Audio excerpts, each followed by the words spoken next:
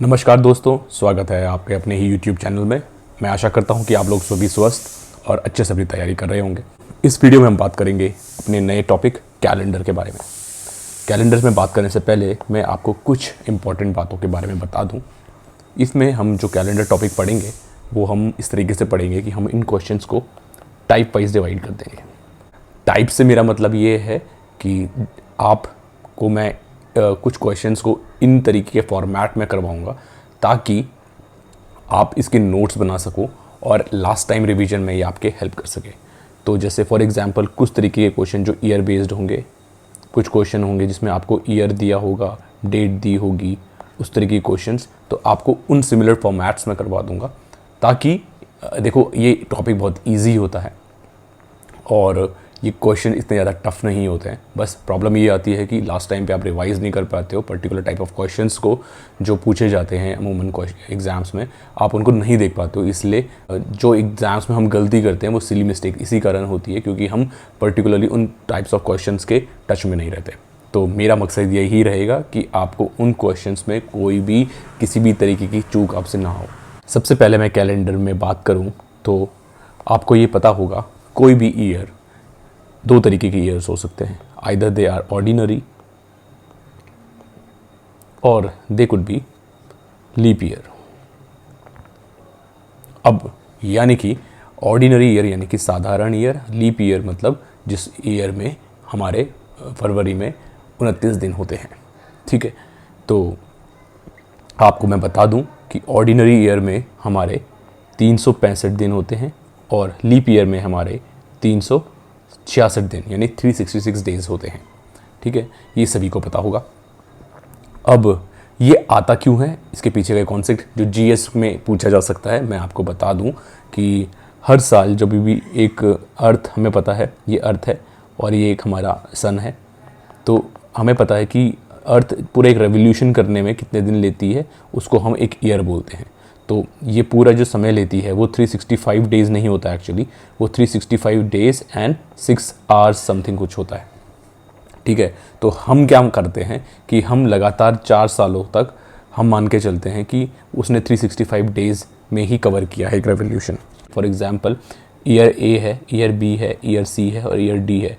Year ए में 365 days 6 hours, ऐसी 365 days 6 hours, ऐसे ऐसे करके जब ये बचा तो ये टोटल कितने हो जाएंगे, 6 6 6 इन 6 कितना हो गया 24 आवर्स, और 24 आवर्स का हमारा एक दिन होता है टोटली। तो वो हम जो अपकमिंग 4th ईयर होता है उसमें हम ऐड कर देते हैं।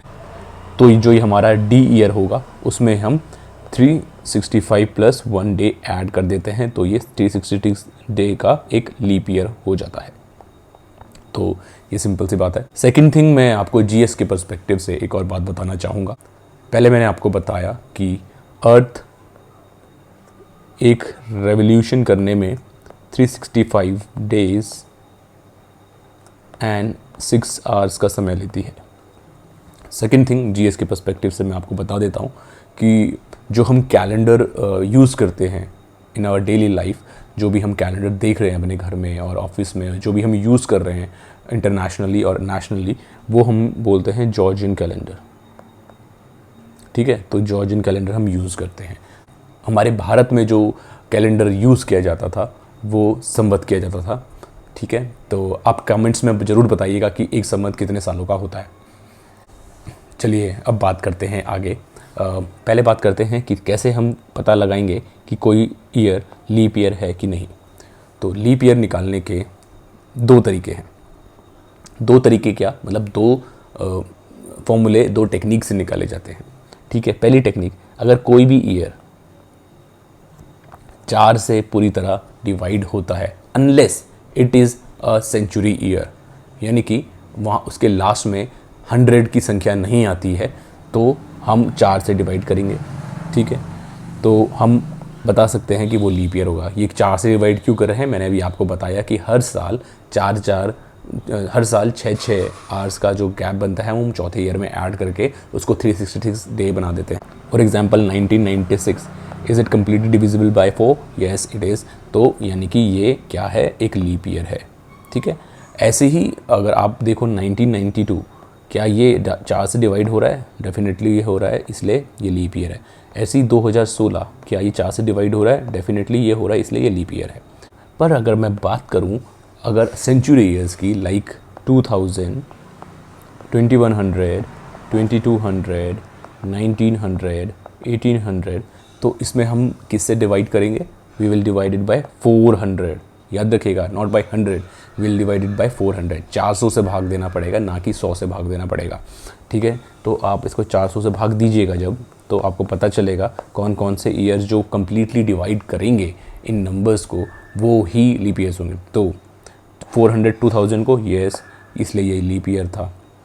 क्या 2100 400 से पूरा डिवाइड हो रहा है? नहीं, इसलिए ये लीप ईयर नहीं होगा। 2200 400 से डिवाइड हो रहा है पूरा? नहीं हो रहा है। ठीक है, इसलिए ये भी लीप ईयर नहीं होगा, क्योंकि जब आप करोगे तो देखना ये आएगा 22/4 यानी 11/2 यानी 5.5, तो शेषफल बच रहा है, इसलिए ये लीप ईयर नहीं है। 1900 डिवाइड बाई 400 नहीं, ये नहीं हो रहा है, इसलिए ये भी लीप ईयर नहीं है। और 1800 डिवाइड बाई 400 नहीं, इसलिए ये भी लीप ईयर नहीं है। तो याद रखिएगा, लीप ईयर कब आता है?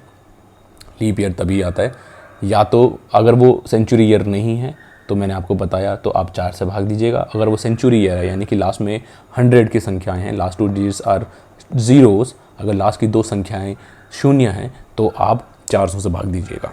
ठीक है, तो ये लीप ईयर निकालने का फॉर्मूला है। चलिए आगे बढ़ते हैं। हमें पता है किसी माह में मैक्सिमम डेज़ 31 और मिनिमम डेज़ 28 हो सकते हैं, और हर महीने में 30-31 का ही एक रेंज चलती है। फरवरी को छोड़ के, फरवरी में 28 दिन और 29 दिन होते हैं। तो ये निकालते कैसे हैं? बचपन में हमने एक रूल पढ़ा होगा, एक मेथड पढ़ा होगा, फिस्ट मेथड। ठीक है, नकल और फिस्ट मेथड, जिसमें हम अपने हाथ को यानी हाथ को मुट्ठी बना देते थे और उससे पता करते थे कि जो उसका क्रेस्ट वाला पार्ट होता था वो 31 डेज़ का यानी मैक्सिमम डेज़ का, और जो उसका ट्रो वाला पार्ट होता था वो मिनिमम डेज़ का यानी कि 28, 29 या फिर 30 डेज़ का। तो अगर आप ऐसे डिसाइड करो तो जनवरी हो रहा है 31 डेज़ का, फिर फरवरी 28, 29, मार्च 31 डेज़ का, अप्रैल 30 डेज़ का, मई 31 डेज़ का, जून 30 डेज़ का एंड जुलाई 31 डेज़ का। आप कैलेंडर में देखेगा तो ये बिल्कुल सही बैठेगा। ठीक है, ऐसे ही अगस्त 31 डेज़ का, फिर सितंबर 30, ऐसे कंटिन्यू करके हर महीने में आपको ये इजीली पता चल जाएगा कि किस दिन में 30 डेज़ हैं, 31 days. After doing a practice आपको ये फिस्ट मेथड भी करने की ज़रूरत नहीं पड़ेगी, ये आपके मन में ऐसे ही आ जाएगा। अब एक कॉन्सेप्ट आता है ऑड डेज़ का। ऑड डेज़ का जो कॉन्सेप्ट है, इसको एक बारी आप समझ लेंगे, फिर बाकी के आपके क्वेश्चन ईजीली हो जाएंगे। ठीक है, तो ये ऑड डेज़ एक्चुअली है क्या? पहले मैं आपको बता दूं, हम सबको पता है कि एक हफ्ते में कितने दिन होते हैं? 7 दिन, यानी कि Monday, Tuesday, Wednesday, Thursday, Friday, Saturday and Sunday. ठीक है, तो एक हफ्ते में कितने दिन हो गए? 1 2 3 4 5 6 7 डेज़ हो गए। और दूसरी चीज़, मैं आपको दूसरी चीज़ बता दूं, एक फैक्ट आपको याद रखना पड़ेगा साइड नोट में, कि 1 जनवरी जब पहला साल शुरू हुआ था, यानी कि 0000 फर्स्ट एडी, ठीक है, इसको फर्स्ट एडी बोलेंगे, तो 1 जनवरी फर्स्ट एडी को जो दिन था वो था मंडे, इसलिए इसको हम 1 बोलते हैं। ट्यूसडे को 2, वेडनेसडे को 3, थर्सडे को 4, फ्राइडे को 5, सैटरडे को 6 और संडे को या तो 7 बोलिए या फिर 0 बोलिए, क्योंकि हर 7 डेज़ बाद हमारा दिन रिपीट होता है। ठीक है, तो मंडे को 1, ट्यूसडे को 2, वेडनेसडे को 3, थर्सडे को 4, फ्राइडे को 5, सैटरडे को 6 एंड संडे को 7 या फिर 0। आप 0 याद रखिए, ज़्यादा बेटर रहेगा। चलिए, अब मैं आपको ऑड डेज़ का एक बात बताता हूँ कि ऑड डेज़ की बात क्यों करते हैं। ऑड डेज़ का मतलब क्या है? एक्चुअली जब हम बोलते हैं कि फॉर एग्ज़ाम्पल मैं बोलूँ कि आज, जैसे कि मैं आपको पढ़ा रहा हूँ, तो आज संडे है, 17 सितंबर 2023 को संडे है। ठीक है, तो आज के 11 दिन बाद क्या होगा? एक तो तरीका है कि आप कैलकुलेट करने बैठ जाओ, दूसरा तरीका है कि आप इसको सीधे 7 से भाग दीजिए। जैसे आप 7 से भाग दीजिएगा यानी कि इसको डिवाइड करेंगे तो जो रिमाइंडर आएगा वो 4 आएगा। ठीक है, तो ये 4 यानी रिमाइंडर जो शेष फल है इसी को हम ऑड डेज बोलते हैं। याद रखिएगा, आप इसको एडिशनल डेज भी बोलते हैं, कोई लोग इसको अतिरिक्त दिन भी बोलते हैं। ये ऑड डेज ही है यानी कि रिमाइंडर शेष फल ही है जो कि हमारा बताएगा कि क्या कौन सा दिन है।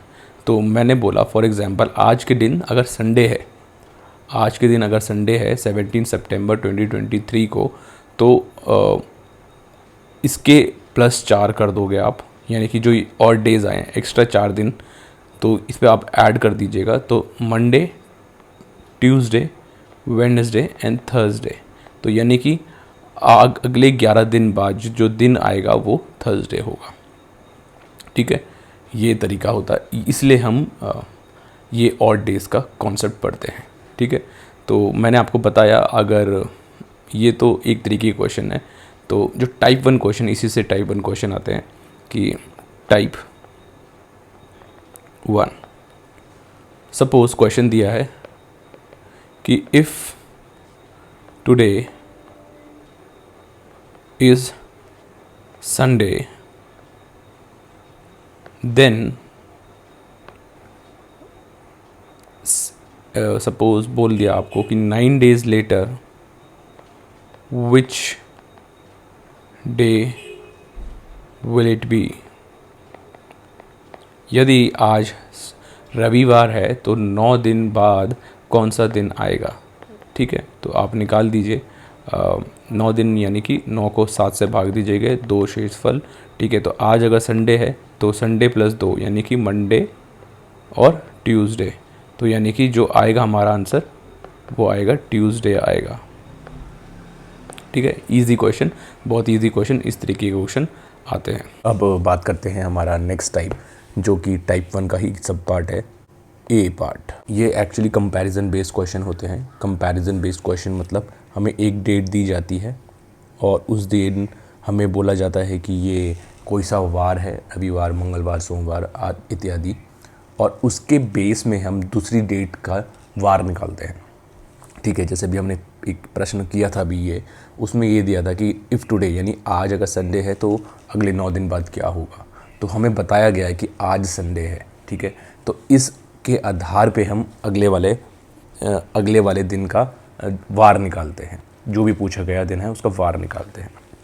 अब क्वेश्चन आता है कि फॉर एग्ज़ाम्पल अगर मैं क्वेश्चन पूछूँ आपसे, इसी का कंपैरिजन बेस्ड क्वेश्चन का एक ये सब पार्ट है कि if 4 days ago it was a Wednesday,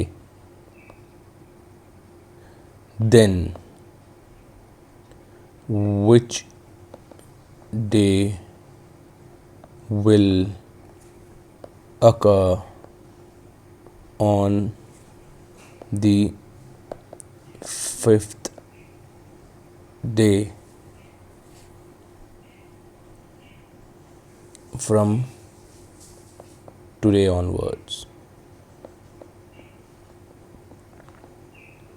ठीक है, ये क्वेश्चन है, इसको हिंदी में बोलूँ, यदि आज से 4 दिन पहले बुधवार था तो आज से 5वां दिन कौन सा होगा। ठीक है, और सेकंड क्वेश्चन ये है कि if 4 days ago it was Thursday, then which day will occur after 5th day from today। ठीक है, अब क्वेश्चन को हिंदी में बोलूँ, इसको सेकंड क्वेश्चन को, यदि आज से 4 दिन पहले गुरुवार था तो आज से 5 दिन बाद कौन सा दिन होगा। ठीक है, आप क्या करिएगा, वीडियो को पॉज कीजिएगा, खुद से सॉल्व करने का प्रयास कीजिएगा, उसके बाद ये वीडियो देखिएगा, तभी ये आपको हेल्प करेगा।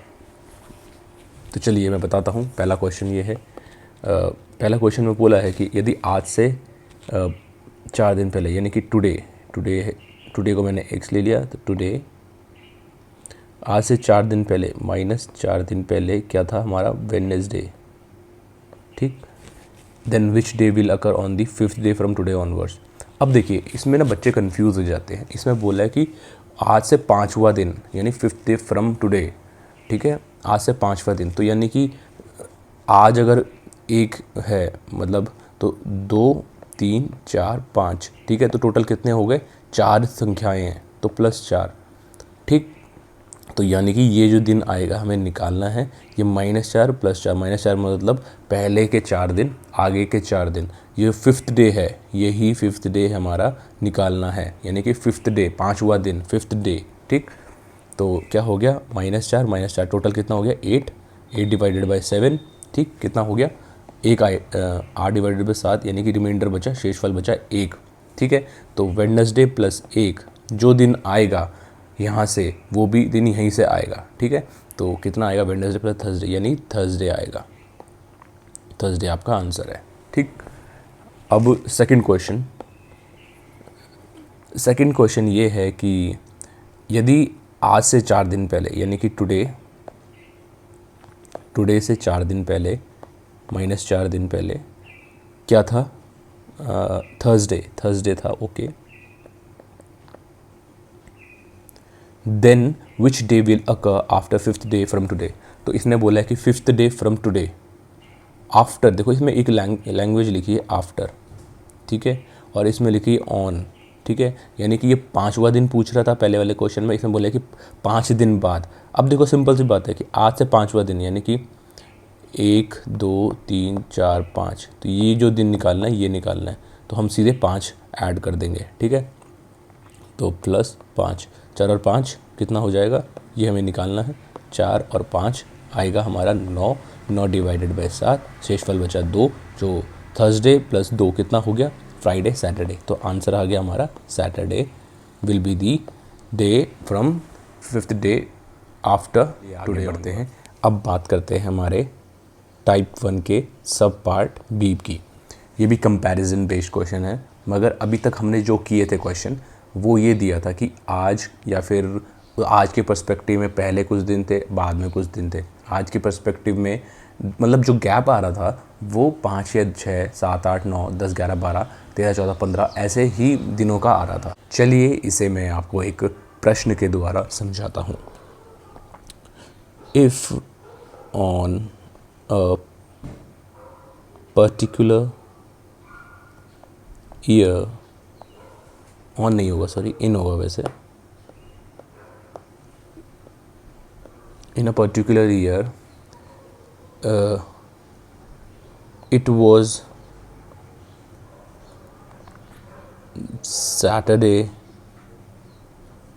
on 15th July, okay, then what day it was on 9th नवंबर।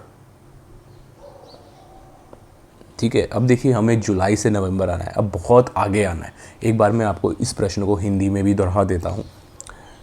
यदि किसी वर्ष में 15 जुलाई को शनिवार था तो उसी वर्ष में 9 नवंबर को कौन सा वार होगा। ठीक है, अब देखिए अभी तक जो हमने प्रश्न किए थे इससे पहले उसमें हमने बोला था कि यदि आज, जैसे फॉर एग्जांपल ये वाला क्वेश्चन था, यानी if 4 days ago it was Thursday, यानी कि अभी जो हमारा क्वेश्चन का आ रहा था कि 4 दिन पहले 4 दिन बाद, 4 दिन पहले 5 दिन बाद, ये ऐसे ही मतलब जब डिफरेंस कम होता है 30 डेज से कम होता है तो हम ऐसे कर सकते थे। मगर अब जो डिफरेंस है ये मंथ में जा रहा है तो आपको थोड़ा सा अलग अप्रोच अपनानी पड़ेगी। तो इसको मैं सब पार्ट बी बता रहा हूँ, है ये कंपैरिजन बेस्ड क्वेश्चन का ही पार्ट है। तो मगर इसको हम थोड़ी अलग तरीके से करते हैं, तो मैं आपको बताता हूँ कैसे करेंगे। सपोज़ इससे पहले मैं आपको एक कॉन्सेप्ट बताना चाहूँगा। मैंने आपको वो नकल फिस्ट मेथड बताया था जिससे हम पता कर सकते हैं कि कौन से महीने में कितने कितने दिन होते हैं। ठीक है, तो जनवरी में फेब, मार्च, अप्रैल, मई, जून, जुलाई, अगस्त, सितंबर, अक्टूबर, नवंबर, दिसंबर। ठीक है, अभी मैं आपको पूरा बता रहा हूँ, उसके बाद में आपको ये सारे करने की ज़रूरत नहीं है, बाद में आपको ये शॉर्ट में ही करना पड़ेगा। ठीक है, अब आपको देखिए डेज इन मंथ। जनवरी में कितने होते हैं? 31 दिन। फेब में कितने होते हैं? 28 इन अ नॉर्मल ईयर और 29 इन अ लीप ईयर। ठीक है, और देन मार्च में 31 डेज़, अप्रैल में 30 डेज़, मई में 31 डेज़, जून में 30 डेज़, फिर जुलाई में 31 डेज़, फिर अगस्त में 31 डेज़, सितंबर में 30 डेज़, अक्टूबर में 31 डेज़, नवंबर में 30 डेज़ एंड दिसंबर में 31 डेज़। ठीक है, तो ये हमारे हर मंथ में कितने मैक्सिमम डेज़ होते हैं उसका एक विवरण था। अब बात करते हैं नंबर ऑफ़ ऑड डेज़। जो हम बात करते हैं ऑड डेज़ मतलब कितने हमें पता है हर दिन जो होते हैं हफ्ते में, हर दिन जो हो है वो 4 बार रिपीट होता है। ठीक है, क्योंकि हर महीने में 4 हफ्ते तो मिनिमम होते हैं। क्यों होते हैं आप देखिए, अगर 28 दिन तो हर महीने में आते ही आते हैं, जैसे फरवरी में भी 28 दिन तो मिनिमम आते हैं, 28 दिन तो आते ही आते हैं। जब इसको आप 7 से भाग दोगे तो ये कम्प्लीटली डिवाइडेड होता है, यानी कि 7 चक्कू 28। ठीक है, तो यानी कि ये तो कम्प्लीटली डिवाइड होता है। तो हर महीने कोई भी जो दिन है वो 4 बार रिपीट होता है, यानी कि मंडे 4 बार आएगा, ट्यूसडे 4 बार आएगा, फ्राइडे 4 बार आएगा। ऐसे ही हर हफ्ते में जो भी वार होते हैं 4 बार तो आएंगे ही आएंगे। उसके अतिरिक्त जो दिन आते हैं वो ऑड डेज़ कहलाते हैं। जैसे कि 31 को मैं 7 से भाग दूं तो कितना बचेगा रिमाइंडर? बचेगा रिमाइंडर 3। ठीक, तो अगर मैं यहाँ पे लिख दूं एक बारी ऑड डेज़, ठीक, तो 31/7 कितना बचा? 3 ऑड डेज़। अब इसमें 2 कंडीशंस हैं, अगर लीप ईयर है या नॉन लीप ईयर है। यानी ऑर्डिनरी ईयर है तो ऑड डेज़ 0, और अगर नॉन लीप ईयर है तो ऑड डेज 1। ठीक है, फिर इसका ऑड डेज 3 आएगा, इसका ऑड डेज 30/7 रिमाइंडर 2। ठीक है, 3 2 3 3 2 3 2 3। ये आपको जब आप बहुत बार प्रैक्टिस कर लोगे तो आपको ऐसे ही याद हो जाएगा। ठीक है, तो मैं आपको बताना चाहूँगा कि आपको बस यही याद रखना है। कोशिश करिएगा कि आपको बस ये याद रहे, ये प्रैक्टिस करने की। जब बार बार प्रैक्टिस करेंगे तो आपको ये बार बार लिखने की ज़रूरत नहीं है। ये तो अभी मैंने आपको समझाने के लिए लिखा है। ठीक है, तो चलिए अब आपको क्वेश्चन में बताता हूँ। If in a particular year it was Saturday on 15th July, then what day it was on 9th November. ठीक है, तो पहले तो चलो ठीक है, अभी हमें ये नहीं बताया है कि ये हमारा लीप ईयर है कि नहीं है। इन अ पर्टिकुलर ईयर बोला है। ठीक है, तो अगर ऐसा क्वेश्चन आता है तो आप मान के चलिएगा कि वो लीप ईयर नहीं है। ठीक है, और ऑप्शन के द्वारा भी आप पता लगा सकते हो। तो फॉर सिंपलिसिटी मैं अभी आपको दे देता हूँ कि if in a particular ordinary, ठीक है, मैंने आपकी सिंपलिसिटी के लिए यहाँ पे ऑर्डिनरी लिख दिया। If in a particular ordinary year it was Saturday on 15th July, then what day it was on 9th November. ठीक है, अब हमें 15th जुलाई से नवंबर तक जाना है। यहाँ पे लिखिए आप जुलाई, यहाँ पे लिखिए नवंबर। ठीक है, इनके बीच में कौन कौन से मंथ आएंगे? जुलाई के बाद अगस्त, सितंबर, अक्टूबर एंड नवंबर। ठीक है, अब आपको सिंपली हर महीने के ऑड डेज निकालने हैं। ठीक है, तो अगस्त में मैंने आपको दिखाया था, अगस्त में कितने ऑड डेज हैं? यहाँ पे बचे 3। वैसे तो आपको मैं पहले पूरा ट्रेडिशनल मेथड बताता हूँ। अगस्त में कितने दिन होते हैं? 31। ठीक है, सितंबर में आते हैं 30, अक्टूबर में आते हैं 31। ठीक है, अब जुलाई में क्या बोल रहा है? If it was Saturday on 15th जुलाई। ठीक है, तो 15 दिन तो हो चुके हैं। ठीक है, 15 से आगे, तो जुलाई में टोटल 31 दिन होते हैं, 31 में से 15 यानी कि 16 दिन बचे यहाँ के, ठीक। और then what day it was on 9 November, तो 9 दिन, नवंबर के 9 दिन, ठीक है। और एक चीज़ और बता दूं मैं आपको, नोट करने वाली बात, लोग ना कई बार क्या करते हैं, इसको भी काउंट कर लेते हैं। फॉर एग्जांपल हमें बोला था 16 क्या बोलते हैं 15 जुलाई, तो यहाँ से 15 जुलाई से काउंट करने लग जाते हैं, इसको 16 की जगह 17 कर देते हैं, ठीक है। और फिर यहाँ 9 भी कर देते हैं, यानी कि आपने एक दिन को 2-2 बार गिन लिया है। ये गलती मत करिएगा, या तो यहाँ से स्टार्ट करिए तो यहाँ से माइनस करिए, या फिर पीछे से स्टार्ट कर रहे हैं तो यहाँ से स्टार्ट करिए। मतलब मेरा मतलब कहने का ये है, अगर यहाँ पे अगर आप 17 कर रहे हैं, ठीक है, तो यहाँ पे क्या होगा 8, और यहाँ पे अगर 16 कर रहे हैं यहाँ पे होगा 9। वो आप कैलकुलेशन करिएगा, इतनी गणित सभी को आती होगी, मैं आशा करता हूँ कि आप समझ गए होंगे, ठीक है। तो यहाँ पे जुलाई में 16 दिन, 15 दिन बीत चुके हैं, तो बचे 16 दिन, ठीक है। अब आप क्या करेगा, इन सबको जब आप जोड़िएगा तो जो भी नंबर आएगा आप उसे 7 से भाग दीजिएगा, ठीक है। ये एक लंबा मेथड है, ठीक है। अब मैं बताता हूँ आपको मेंटोस तरीका, दिमाग की बत्ती जली। मेंटोस तरीका ये है कि आप इन सबको यहीं पे 7 से भाग दे दीजिए, जो भी आएगा वो भी तो 7 से भागो के रिमाइंडर सेम ही आने वाला है ना, ठीक है। तो 7 दूनी 14, 2 शेषफल, 3 शेषफल, 2 शेषफल, 3 शेषफल, 2 शेषफल, ठीक है। अब देखिए इन सबको दोबारा ऐड करिए, ठीक। जो भी संख्या आएगी उसको आप 7 से भाग दीजिएगा, तो 2 + 3 5 + 2 7, ठीक। अब देखो ये 7 यहीं पे आ गया, आप इसको यहीं पे ख़त्म कर दीजिए। फिर 3 + 2 5, ठीक है। अब इस 5 को भाग दीजिए 7 से, नहीं हो रहा है तो यानी 5 दिन बाद, ठीक। तो जो भी दिन दिया था उस दिन यानी कि सैटरडे के 5 दिन बाद, सैटरडे के 5 दिन बाद क्या आएगा, Saturday + 5, Sunday, Monday, Tuesday, Wednesday, Thursday, ठीक है। तो जो हमारा दिन होगा वो थर्सडे होगा। ये आपका आंसर है।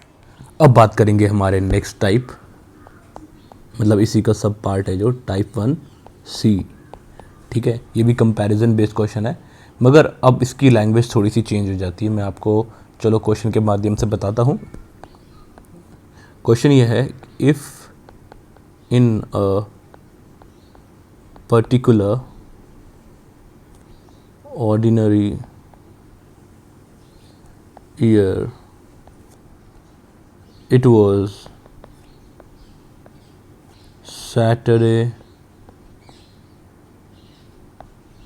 on 16th November, ये 16 है November, then what day it was on 6th March of that particular year, ठीक है। क्वेश्चन आप समझ गए। चलिए इस प्रश्न को मैं हिंदी में भी दोहरा देता हूँ। यदि किसी साधारण वर्ष में 16 नवंबर को शनिवार था तो उसी वर्ष 6 मार्च को कौन सा दिन होगा, ठीक है।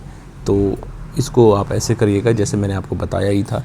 देखिए अभी हमें यहाँ से जो क्वेश्चन, अभी थोड़ा सा ही अलग क्यों बोल रहा हूँ मैं, टाइप सी इसलिए बोल रहा हूँ क्योंकि देखिए 16 नवंबर, ठीक है, ये बाद में आता है और मार्च पहले आता है, तो यहाँ से हम उल्टा जा रहे हैं, ठीक है सेम प्रोसीजर, बट हम इसको मैंने थोड़ा अलग टाइप इसलिए बताया क्योंकि इसमें थोड़ी सी बच्चे मिस्टेक कर देते हैं, वो मैं भी बताऊंगा कहाँ पे मिस्टेक होती है। तो इसमें हम उल्टा जा रहे हैं।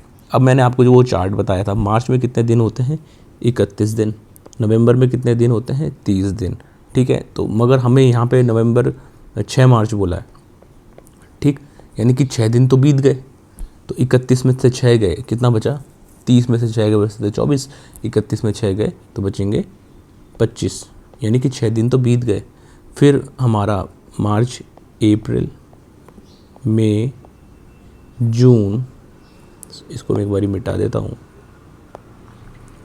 जुलाई, अगस्त, सितंबर, अक्टूबर एंड नवंबर, ठीक।